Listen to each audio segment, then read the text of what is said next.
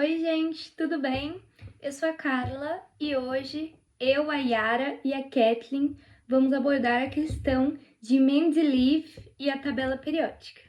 Dmitri Ivanovich Mendeleev nasceu em 8 de fevereiro de 1834, ou em 27 de janeiro, se considerarmos o calendário juliano que ainda estava em vigor naquela época na Rússia, em Tobolsk, no oeste da Sibéria.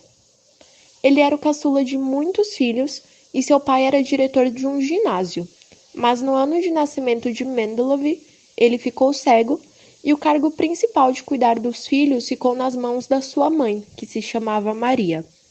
Ela reabriu a fábrica de vidros do seu pai e construiu ali uma escola para instruir os seus filhos.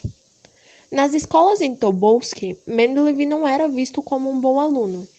Isso porque naquela época o ensino consistia basicamente em ensinar línguas mortas, como por exemplo o grego e o latim, coisas que não eram tão relevantes para a vida dos alunos, e Mendeleev tomou real aversão por tal cultura. Mas o marido da sua irmã mais velha, um decembrista banido para a Sibéria chamado Bezagrin, ensinou muitas coisas para Mendeleev, o que instigou nele um profundo interesse pela ciência e também por ideias liberais. Em 1847, o seu pai faleceu. Em 1848, a fábrica de vidros da sua mãe foi destruída por um incêndio.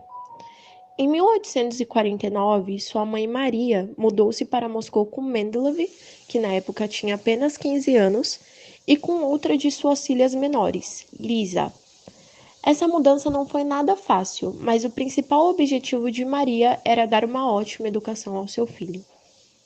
Em várias instituições de ensino superior, Mendeleev não foi aceito, porque suas qualificações siberianas não eram reconhecidas em Moscou. Mas, finalmente, ele conseguiu uma vaga para estudar matemática e ciência natural, além de uma bolsa do governo, porque o diretor do Instituto Pedagógico Central era um velho conhecido de seu pai. 10 semanas depois, sua mãe faleceu, e antes de morrer, ela deixou a seguinte mensagem para Mendeleev: abstenha-se de ilusões. Insista no trabalho e não em palavras. Busque pacientemente a verdade divina e científica. Essas palavras foram levadas muito a sério por Mendeleev. Infelizmente, um ano depois, sua irmã Lisa também veio a falecer. E para ajudar, ele foi diagnosticado com tuberculose. Porém, anos mais tarde, ele descobriria que a sua doença não era algo tão fatal assim. Seus trabalhos começaram a se destacar pela originalidade, muitos sendo aceitos por revistas científicas em São Petersburgo, quando ele tinha ainda menos do que 20 anos. Em 1855, Mendeleev se formou como professor secundário e ganhou, assim, uma medalha de ouro de melhor aluno.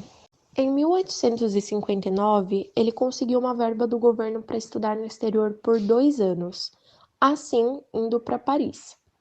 Ele trabalhou com Bunsen e Heidelberg, onde esteve em contato com muitas descobertas importantes da época. Porém, ele teve uma discussão com esse último, o que levou a se amofinar em um laboratório caseiro no seu quarto, realizando experimentos de solubilidade do álcool na água. Uma das características da personalidade de Mendeleev que eu acho muito importante ressaltar é que ele odiava ser contrariado, e caso isso acontecesse, ele tinha o pavio muito curto, chegando a ter acessos de ira e exaltando-se ao ponto de dançar de raiva. Em São Petersburgo, novamente, ele se casou no ano de 1862 e se tornou professor contratado da Universidade de São Petersburgo, onde continuou seus estudos e formou-se professor pesquisador em Química em 1863. Sua tese de doutorado foi sobre a combinação entre a água e o álcool, e entre 1868 a 1870 ele escreveu 2 volumes de um livro-texto, que fez com que São Petersburgo fosse encarado como um importante centro de pesquisas científicas. Outro episódio conturbado da sua vida aconteceu em 1876, quando ele se apaixonou por outra mulher que se chamava Ana. Contrariando os preceitos da Igreja Ortodoxa Russa, Mendeleev pediu-a em casamento e eles se casaram em 1882, um mês antes de sair o seu divórcio com a sua anterior esposa. Ele foi considerado bígamo durante 7 anos em decorrência a esse fato. Em 1890, ele se demitiu da Universidade de São Petersburgo. Em 1893, passou a ser diretor do Instituto de Pesos e Medidas. Nesse instituto, ele fez experimentos e pesquisas que o levaram a encontrar a combinação perfeita entre a água e o álcool para a fabricação da vodka. Uma molécula de álcool para 2 de água é o que corresponde a 38% de álcool e 62% de água. Ele também se dedicou ao estudo da natureza e origem do petróleo, além de ter sido considerado o fundador da agroquímica em seu país. No entanto, o trabalho pelo qual ele foi amplamente reconhecido no mundo inteiro foi como o criador da tabela periódica. Mendeleev morreu em São Petersburgo no ano de 1907. No entanto, no ano de 1955, um novo elemento químico foi descoberto, tendo o número atômico 101, sendo instável e sujeito a sofrer fissão nuclear espontânea. Ele recebeu o nome de Mendelevio, em homenagem a esse grande cientista. Outro fato importante que vale ser ressaltado é que ocidentalizou-se o nome de Mendeleev a partir da grafia russa. Por isso aparecem na literatura inúmeras formas de escrever o nome desse tão reconhecido cientista. A que tem reconhecimento geral e que parece ter mais lógica, sendo a tradução mais correta para o inglês, é Mendeleev. A forma Mendeleev é a que ele assinava em inglês, mas existem ainda muitas outras grafias, como vocês conseguem ver, escritas no vídeo. A história da tabela periódica. Bom, antes de eu começar a contar a história da tabela periódica, é muito importante dizer que Mendeleev ele não pode ser acreditado sozinho. Ele apresentou os seus estudos simultaneamente a muitos outros cientistas que tiveram como base muitos outros estudos, muitos outros cientistas também. Eric Surrey, um historiador da ciência, principalmente da história da química, descreveu esse evento como uma descoberta simultânea. Ou seja, a história da tabela periódica é a história da evolução da ciência, da tecnologia, da humanidade, mas principalmente a história de grandes pessoas. Como são muitas pessoas nessa história, nesse seminário a gente não conseguiu, não tem como, seria impossível, descrever todas as pessoas que contribuíram para o que hoje chamamos de tabela periódica. Então, aqui a gente selecionou alguns aspectos históricos para resumir, para dar uma base para vocês sobre a história. Bom, aqui tem uma linha do tempo para a gente visualizar melhor e para a gente localizar os cientistas que eu vou apresentar para vocês hoje. Lembrando que não estão todos da história da tabela periódica. Vocês podem dar uma olhadinha aqui, que a gente já vai falar mais a fundo deles. Em 1789, temos Lavoisier. Ele sistematizou um conjunto de hipóteses e observações, e isso deu origem à química científica, o que foi muito importante para os estudos que iriam vir. Ele também, ao que temos registro, fez a primeira organização com 33 elementos, onde ele os separou em metais e não metais. Dentre esses elementos, tinham compostos e misturas, mas mesmo com esses erros, ele serviu de base para todas as organizações. Em 1803, temos Dalton, e ele deduziu o peso atômico para cada átomo, e isso foi um dos passos fundamentais para a tabela periódica que temos hoje. E por quê? Porque ele concebeu um meio para associar cada elemento com um número natural característico. Mas ainda tinha muitos erros. Por exemplo, ele assumiu que a fórmula da água era HO e a da amônia era HN. Em 1827, temos Dobaraina.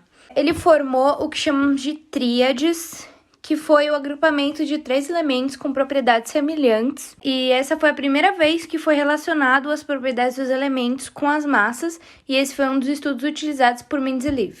O Congresso de Karlsruhe ocorreu em 1860. Foi a primeira conferência de química e ocorreu indireta ou diretamente pela teoria de Dalton.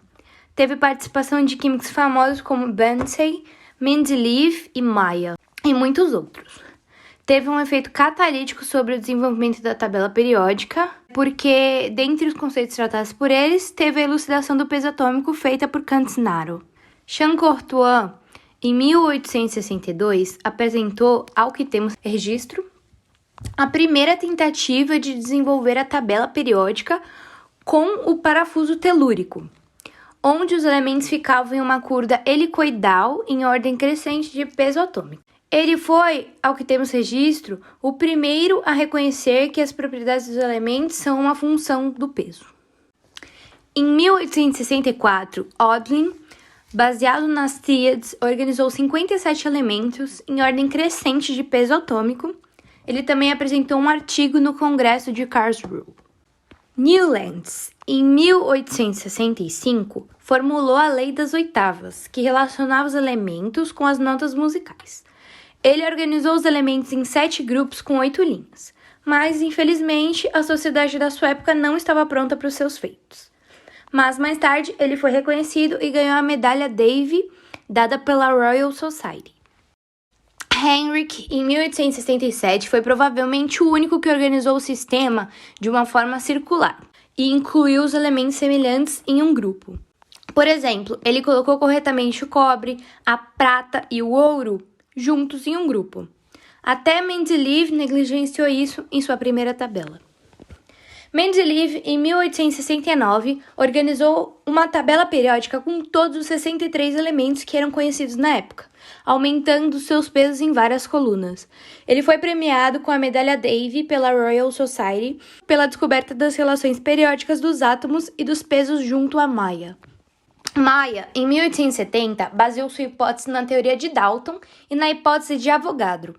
Ele disse que quando os elementos são organizados de acordo com os pesos atômicos, fica evidente a periodicidade em suas propriedades. E ao contrário de Mendeleev, ele sempre teve em mente a possibilidade da existência de uma substância primária subjacente à composição dos elementos. Mendeleev, em 1871, publicou novamente uma tabela e nela ele fez cerca de 20 previsões e acertou 3 delas, que foram as lacunas para os elementos de peso atômico 45, 68 e 70. E há historiadores que acreditam que ele só teve notoriedade por causa dessa previsão, dessas 3 previsões. Huang, em 1894, descobriu os gases nobres, incluindo o hélio, e seus lugares no sistema periódico. Ele ganhou o Prêmio Nobel da Química em 1904. Moseley, em 1913, mudou o conceito de periodicidade de elementos. Segundo ele, a periodicidade depende do número atômico e não da massa atômica. Ele também previu que 2 elementos estáveis seriam descobertos, e ele também descobriu que o número de prótons do núcleo não varia. Seaborg, em 1940, descobriu os elementos transurânicos, do número 94 a 102. E reconfigurou a tabela periódica dos actinídeos abaixo da série dos lantanídeos. Em 1951, ganhou o Prêmio Nobel em Química. Bom, agora eu vou falar um pouquinho da tabela de Mendeleev.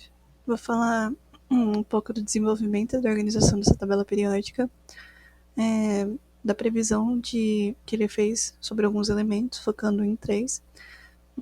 E vou falar da descoberta do argônio e do problema que surgiu para conseguir alocar ele dentro da tabela periódica. Agora, começando a falar um pouquinho do desenvolvimento da tabela, a gente começa com a informação de que, com a descoberta de novos elementos, tudo estava se tornando um caos para muitos cientistas, e eles queriam arrumar um jeito de organizar todos esses elementos que estavam surgindo rapidamente. E com isso, nós temos a chegada do Mendeleev, e ele vai trazer uma ordem para esses elementos a partir da tabela periódica que ele vai criar, né? E ao contrário do que muitos pensam, ele não foi um salvador no mundo da ciência, não era essa a intenção dele, ele só estava tentando organizar um livro didático que ele estava escrevendo na época. No momento que eles estavam começando a desenvolver uma organização para esses elementos, surgiu uma dúvida em relação ao peso dos elementos. Muitos acreditavam que cada elemento ele tinha seu próprio tipo de átomo, E desde o início dos anos de 1800, eles iam trabalhando para determinar qual que era o peso de cada átomo em relação a cada elemento. E no fim dos anos de 1850, a comunidade estava completamente confusa em relação a isso, e na esperança de resolver esse empecilho, os químicos eles organizaram a primeira reunião internacional, que foi comentada anteriormente, né? Que é o Congresso. E depois desse congresso, muitos cientistas eles passaram a desenvolver os seus próprios modelos da tabela periódica, e Mendeleev não foi diferente. Porém, o incentivo dele foi por conta de um livro que ele estava escrevendo, um livro didático, e esse livro didático ele precisou escrever porque não tinha um livro de nível universitário que estava atualizado em uma língua russa naquela época, disponível para ele poder dar aula, né? Então, ele escreveu o livro Princípios da Química, que foi dividido em 2 volumes. O primeiro volume ele foi publicado em 1868 e o segundo volume foi publicado no ano seguinte. Mendeleev ele fez o primeiro volume contendo apenas elementos mais básicos, como o oxigênio e o hidrogênio, e ele explicou esses elementos de forma detalhada nesse primeiro volume. Porém, no segundo volume, ele precisava abranger todos os outros elementos que eram conhecidos na época. E isso passou a ser um problema por conta de tantos elementos que ele ia ter que citar em um único volume. Então, ele passou a buscar uma forma de organizar para que coubesse tudo em um volume só. Bom, agora falando um pouquinho da organização em si da tabela, no momento que Mendeleev começou a desenvolver isso, ele já tinha conhecimento em relação às famílias dos elementos, como os halogênios e os metais alcalinos, e ele sabia também que alguns desses elementos eles possuíam semelhanças quando eles eram ligados a um mesmo tipo de elemento. Ele percebeu que uma família de elementos é uma boa maneira de organizar a tabela, e a partir disso ele chegou em um pequeno problema, que era o fato de que não tinha nenhuma família óbvia que ele podia começar a tratar em uma sequência. Então ele passou a olhar com mais atenção as 2 famílias que ele já conhecia, que era a dos halogênios e dos metais alcalinos, e nesse processo ele percebeu algo incrível que ia revolucionar o modo como ele estava desenvolvendo essa tabela. Ele passou a olhar os pesos atômicos do sódio e do lítio e olhou a diferença entre eles e fez a mesma coisa para o flúor e para o cloro. E ele percebeu que a diferença entre esses dois eram muito próximas umas às outras. Então ele passou a colocar os elementos em uma ordem do mais leve para o mais pesado, focando nos seus pesos atômicos. Então, depois de 7 elementos, ele parou e começou uma nova linha, mantendo os elementos com propriedades químicas semelhantes na mesma coluna. E o padrão numérico ele continuou se mantendo ao longo do que ia desenvolvendo essa tabela. E o modo como ele organizava, ele era parecido com um jogo de cartas chamado Paciência, que ele amava jogar na época. Em 1871, Mendeleev publicou um artigo fazendo previsões de 3 elementos que estavam faltando, com base nas propriedades de seus vizinhos na tabela. 4 anos depois, um químico francês ele descobriu um novo metal tão maleável que ele derretia na mão, e ele chamou esse metal de galho. Porém, ele determinou um peso atômico para esse elemento, e Mendeleev pediu para ele calcular esse peso de novo.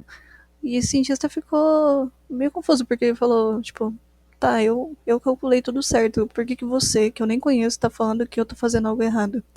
Só que ele calculou de novo, e Mendeleev estava certo, e ele tinha sugerido um peso atômico há anos atrás que batia com o metal que tinha sido descoberto, que é o galho. E com isso a gente pode observar que ele sabia mais do elemento do que o próprio químico que descobriu esse elemento, né? Em 1894, 2 cientistas britânicos, chamados Lord e William, fizeram uma descoberta que ela ameaçava causar um caos na tabela periódica de Mendeleev. Eles descobriram um novo gás, que eles chamaram de argônio, e ele não se encaixava na tabela. Quando eles descobriram o argônio, isso parecia ser um problema, porque ele era basicamente um gás inerte, que ele não reagia com nenhum elemento. E 30 anos depois, foi descoberto também o hélio. E para Mendeleev isso foi um baque, porque ele não sabia o que ele podia fazer e ele considerava que aquilo nem era um elemento, por conta de não reagir com nada e ser um gás inerte, como eu comentei. Só que 3 anos depois, um grupo de pesquisa de William, eles haviam descoberto 3 novos gases raros, que eram o criptônio, o xenônio e o neônio, e eles apresentavam as mesmas propriedades, eles eram inertes, e eles exibem um aumento de pesos atômicos igual ao das outras famílias. Com isso, surge então uma nova família na tabela periódica, um novo grupo de elementos, que são os gases nobres.